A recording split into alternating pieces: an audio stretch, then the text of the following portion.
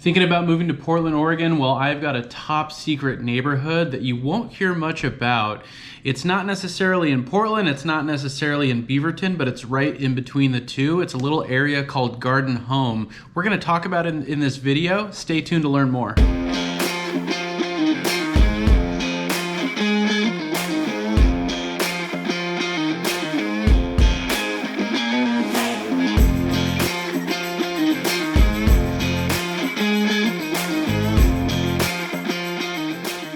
Hey, what's up everybody? This is Paul Clem with the Home Team Brokers coming to you from Portland, Oregon. And if this is your first time to the channel living in Oregon, you want to get more videos like this, make sure to hit the subscribe button and tap the little bell to get notified every time we drop a new video. We've helped so many people relocate to Oregon and move to the Portland metro area, and as real estate professionals, we love to help with that process. So if that's you, give us a call, send us a text, shoot us an email, or click the link down below in the description of the video and schedule a Zoom call with us. Either way, we would love to help with your move to the Portland area.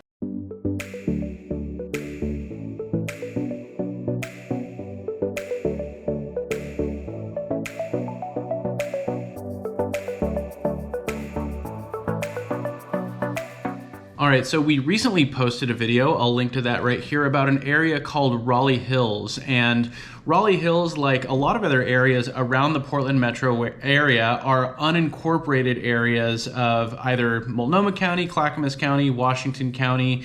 And you do see these areas that kind of border county lines throughout the Portland metro area that are unincorporated. So they don't have a city government, but typically they're going to be more or less affiliated or associated with a neighboring town. So they're going to be in the same school district, they're going to be in the same fire district. But a lot of these areas, a big difference too is they won't have their own police department. So you'll get enhanced sheriff patrol. You'll see signs in these areas that say enhanced sheriff patrol.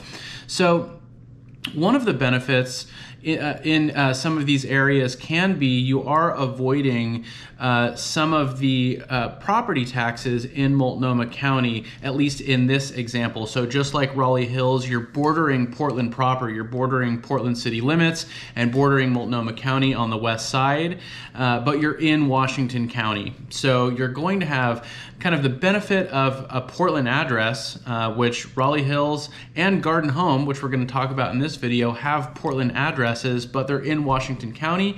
So the property taxes are going to be quite a bit less. Now, Garden Home is an area that, again, really can fly under the radar, because if you're searching Beaverton, if you're searching Portland, you might not necessarily see this area come up.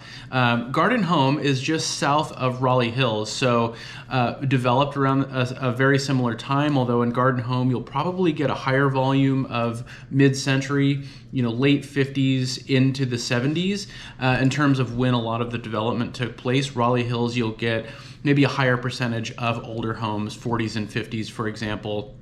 Another big difference too is in Raleigh Hills, you're looking at a higher volume of much larger homes. So you're looking at a median sale price of, I believe it was over $900,000.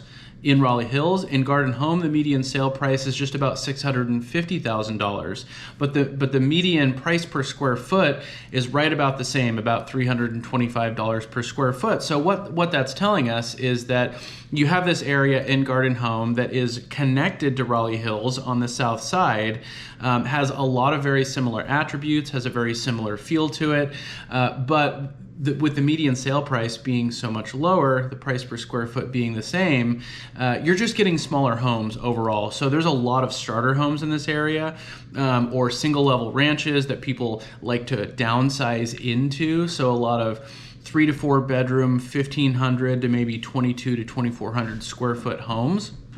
And the proximity to Portland and the surrounding areas, again, Raleigh Hills to the north, downtown Beaverton just to the west, make it a very desirable area for people to move to. So this is an area that has its quirks to it. A lot like Raleigh Hills, it does have kind of an underdeveloped feel. And I think a lot of that has to do with when it was developed. for example, you're not going to find a lot of sidewalks. You're going to find some kind of strange cul-de-sacs and dead ends driving around the area. But overall, again, this is an area that a lot of people really tend to enjoy. So, that's why we want to shed some light on some of these areas that maybe will fly under the radar a little bit, but tend to be really popular areas. Now, Garden Home is 2 square miles, so it's a little bit bigger than Raleigh Hills, and there's a population of about 7,000 people here. So really a pretty sizable area overall as far as a neighborhood. And there really is a strong community feel and sense of community in Garden Home, at least from everything that I can gather spending time in the area. There is a little bit of a town square in Garden Home. So you have the intersection of Garden Home Road and Olson Road, where you have most recently a Trader Joe's. One of the biggest things that people look for when they look in an area, it seems like when a Trader Joe's goes into a neighborhood, the property values go up a little bit. A lot of people love Trader Joe's. This was a long-time thriftway that had been there for decades, sat vacant for a couple of years, and then the rumor mill started circulating. Everybody wanted a Trader Joe's. Sure enough, it became a Trader Joe's. There's also a hardware store that went in right next to it. There's a Sherry's, which is kind of a local regional diner. And you have a Starbucks right there. You have another coffee shop, a Thai restaurant, a convenience store, gas station. So you have this kind of town center, town square intersection where you have all of the commercial development in Garden Home. The rest of it is going to be all residential. So this is a pretty dense residential area. It's more or less laid out on a grid. So Raleigh Hills is a little bit too, but in Raleigh Hills you get different elevation changes. And a lot of the Portland metro area, you can be in neighborhoods that have a lot of steep hills and things like that. Garden Home is a little more spread out. You're really kind of at this valley where the Fano Creek runs through. And the Fano Creek Trail is right in Garden Home as well. It runs from the Garden Home Rec Center all the way down to 92nd. It has a long paved trail that's really popular to, go out, go for a walk, take your dog for a walk, go on a jog, whatever it may be.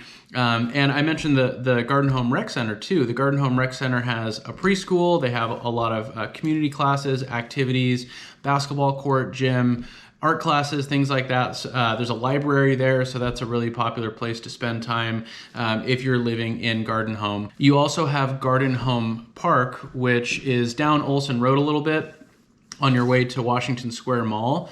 And Garden Home Park is 8 acres, so it is an enormous field, and there's a playground and basketball courts, and it's a really nice place to go spend some time, spend an afternoon. It's a nice park to have there available to walk to, and again, being so large, you can walk around, have a little space to move around, have a picnic. It's a good place for all of that. I mentioned Washington Square Mall too, so just down Olson Road from Garden Home, you get into Tigard city limits and you get to Washington Square Mall, which is a really popular shopping mall, kind of your standard, suburban shopping mall that you would think of. But one of the larger, if not the largest malls in the Portland metro area, definitely one of the more popular, a lot of good shops there, if that's something that you're into doing. And Garden Home itself is going to have some really good access to the areas around it. So again, you're bordering Southwest Portland on the east side of the border of Garden Home. So, just a hop, skip, and a jump, and you're into Southwest Portland. Garden Home Road actually goes all the way into an area called Multnomah Village,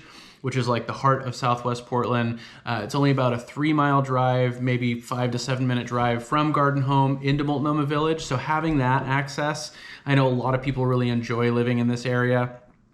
You also have Beaverton just to the west, and in particular downtown Beaverton, which is really up and coming, has been putting in a lot of new restaurants, bars, shops, breweries. It's becoming a more and more popular area to hang out, go out for dinner, to go grab a drink, things like that. So that's going to be about maybe an 8 to 10 minute drive from most areas in Garden Home. You can get north into Highway 26, which will take you into downtown Portland, or will take you out further in Beaverton or into Hillsboro, or you can get south again into Tigard, into that area around Washington Square Mall. And 217 is just to the west too, so that's a major highway, a major artery that connects Highway 26 and I-5. Again, you're going to have a lot of great accessibility, whether you're getting into the city, you want to get closer into Portland, further out into Beaverton, down into Tigard, or again, up to Highway 26 from this area. Again, as far as the age of homes, you're going to find mostly 50s, 60s, 70s builds. There's not a lot of development past then. So, you know, this is definitely an older neighborhood. This was an area that had farms and orchards. There was a train that ran through it at one point. So there's a handful of standalone 100-year-old homes that were kind of the original homes in this area.